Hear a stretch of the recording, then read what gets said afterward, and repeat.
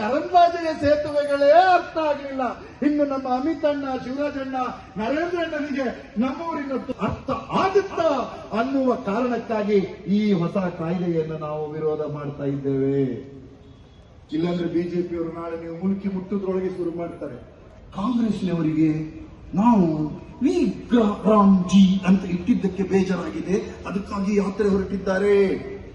ಅಲ್ಲ ಸ್ವಾಮಿ, ನೀವು ನಮ್ಮ ಗ್ರಾಮೀಣ ಜನರ ರಾಮಣ್ಣನ, ಕೃಷ್ಣಪ್ಪಣ್ಣನ, ಸೀತಕ್ಕನ ಸ್ನೇಹಿತರೆ, ನಾವು ಗಂಭೀರವಾಗಿ ಯೋಚನೆ ಮಾಡಬೇಕಾದ ಕಾಲ ಬಂದಿದೆ. ಐವನ್ರು ಹೇಳಿದ್ರು ನನಗೆ, ಹಿರಿಯರು ನನಗೆ, ವೃತ್ತಿಯಲ್ಲೂ ಹಿರಿಯರು. ಪ್ರಧಾನಮಂತ್ರಿ ಹೆಸರು ಏನು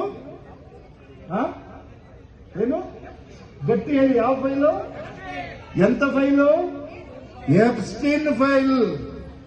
mister Vedavyasa Kamath, mister Satish Kumpala, mister Brijesh ಹೇಳಿ ಬರ್ತಾ ಇದೆ ಎನ್ನುವ ಪ್ರಶ್ನೆ ಕಾಂಗ್ರೆಸ್ ಕೇಳ್ತಾ ಇಲ್ಲ. ನಮ್ಮ ಆಟೋ ಚಾಲಕರು, ಟ್ಯಾಕ್ಸಿ ಚಾಲಕರು ಕೇಳ್ತಾ ಇದ್ದಾರೆ. ನಮ್ಮೂರಿನಲ್ಲಿ ಒಬ್ಬ ಆಟೋ ಚಾಲಕ ಬೆಳಿಗ್ಗೆ ನನಗೆ ಹೇಳ್ತಾನೆ, ಸುಧೀರಣ್ಣ ದಾಲ್ಲೋ ಒಂಜಿ ಉಂಡು ಮೂಲು ಅಂಚಾದು ಮೋದಿ ಅಣ್ಣ ಡಲ್ಲಾದು ಪೋಯನು ಮಾರ್ರೆ. ನಾನು ಹೇಳಿದೆ, ಹೇಗೆ ಡಲ್ಲಾದ್ರು?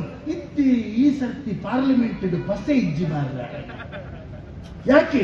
ಅವಳು ಎಪ್ಸ್ಟೀನ್ ಫೈಲ್ ಬರ್ತೋಳು. ನಾನು ಅವನಿಗೆ ಹೇಳಿದೆ, ಅಣ್ಣ ಎಪ್ಸ್ಟೀನ್ ಫೈಲ್ ಕತೆ ಹೋಗ್ಲಿ, ನಿನ್ನ ಪಾದಯಾತ್ರೆ ನಡೀತಾ ಇದೆ. ಸ್ನೇಹಿತರೆ, ಈ ದೇಶ ಎಂತಹ ಆತಂಕಕಾರಿ ಪರಿಸ್ಥಿತಿಗೆ ಬಂದು ನಿಂತಿದೆ ಅಂದ್ರೆ, ಕಾಯ್ದೆಯ ಬಗ್ಗೆ ವಿಸ್ತೃತ ಚರ್ಚೆಯನ್ನ ಮಾಡಬೇಕು ಅಂತ ಹೋದ್ರೆ ವಿಸ್ತೃತ ಚರ್ಚೆಯನ್ನ ಮಾಡಲಿಲ್ಲ.